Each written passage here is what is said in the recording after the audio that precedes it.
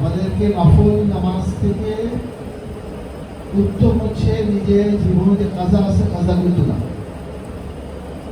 5 ওয়াক্ত নামাজ পড়া আমাদের চেষ্টা করতে হবে। যদি ভুল কারণে কোনো কারণে কাজা হয়ে যায়, আমরা মানুষ আমাদের কাজাগুলি তুলতে হবে। চেষ্টা করতে হবে রাত্রে ঘুমাবার আগে যদি কোনো নামাজ কাজা হয় সেটা পূরণ করা। তরিকত শরিয়াতের বাইরে কিছু না। তরিকত হচ্ছে শরিয়াতের মূলের, শরিয়াতের যে মূল, তারপরে যেগুলি উত্তম কাজ ওইগুলি করা। আমাদের মধ্যে এই কথায় গ্রামে যদি আপনি সব থেকে উত্তম না হন, উত্তম মানে আল্লাহর কাছে পরেজগার, তরিকত করে তো লাভ হচ্ছে। আমাদেরকে চেষ্টা করতে হবে আমাদের থেকে কষ্ট না হয়, আপনার হক কষ্ট না করি। আমরা আপনি যদি ইসলামে এরকম আছে একটি কারোর ঋণ থাকতো, ওই রূপে রাজা করবেন না, কোনো সাহাবা বলতে নিতে পারতেন না। এটা উদ্দেশ্য হচ্ছে বলার জন্য ঋণটা কত কঠিন জিনিস। আমার মৃত্যুর আগে আমাদের যে ঋণগুলি আছে সেগুলো শোধ করতে হবে।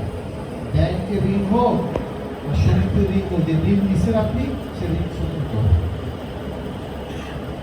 আমাদের চেষ্টা করতে হবে এই যে মূল কথা, যে হালকা মাহফিল, জিকির, আসকার, নফল ইবাদত, শাবালে রোজা রাখি, আমরা সব উদ্দেশ্য হচ্ছে কি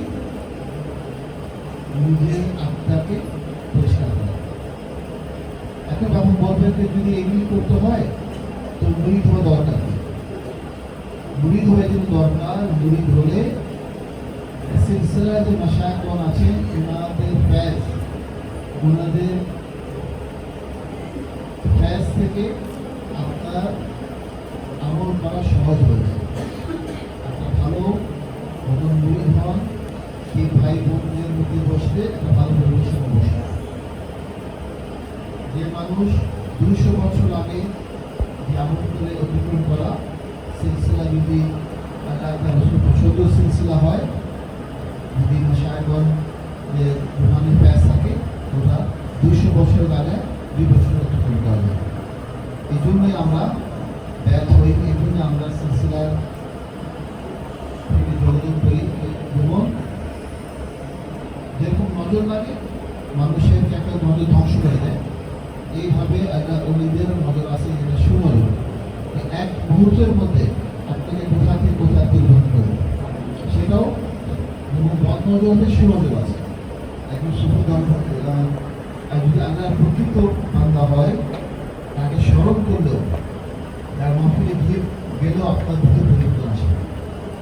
এই পরিবর্তনের জন্যই আমরা সিলসিলা ধরি। এটা নবী সাল্লাল্লাহু আলাইহি ওয়াসাল্লামের পরিজন থেকে যে সিলসিলাগুলি, ওনাদের রুহানি ফ্যাজের জন্য আমরা এই অনুষ্ঠানগুলিতে আসি। আমরা হালকাতে আসি, উরুসে আসি। উরুসে কেন আসি? উরুসে আসি এর জন্য আমরা উরুসে এসে আমাদের সিলসিলা যে মাশায়েখগণ, ওনাদের আত্মার থেকে আমরা ফ্যাজ নেওয়ার চেষ্টা করি।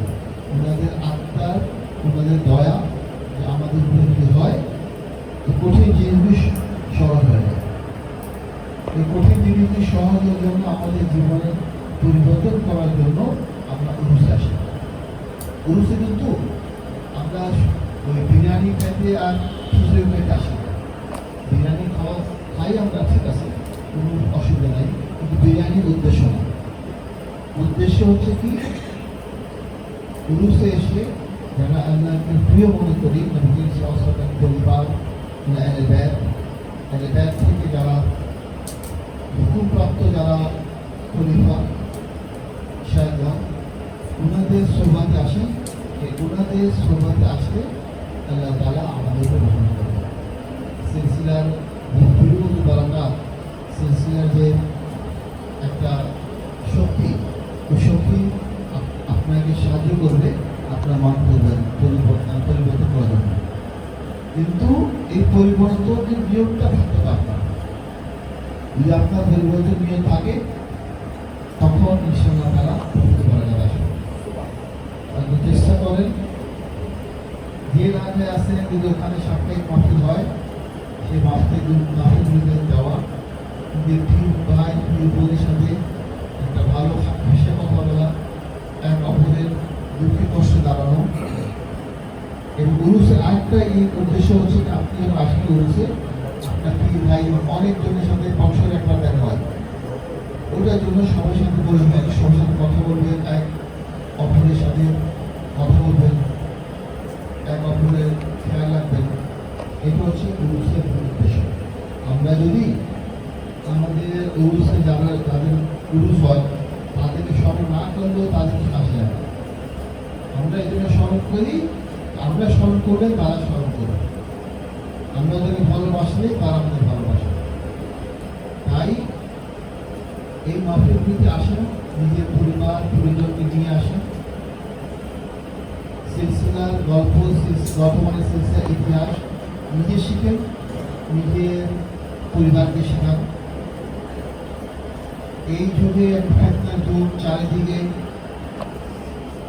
অনেক ফেতনা হচ্ছে, তাই নিজের পরিবার পরিজনকে নিয়ে মাহফিলগুলিতে আসেন, আলোচনা করেন।